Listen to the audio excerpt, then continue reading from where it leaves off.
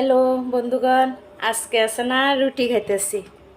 দেখো, দুইটা রুটি লইছি। রাত্রে তো বেশি মানে ভাত খাইলে মানে সারা শরীর আছে না ব্যথা করতেছে।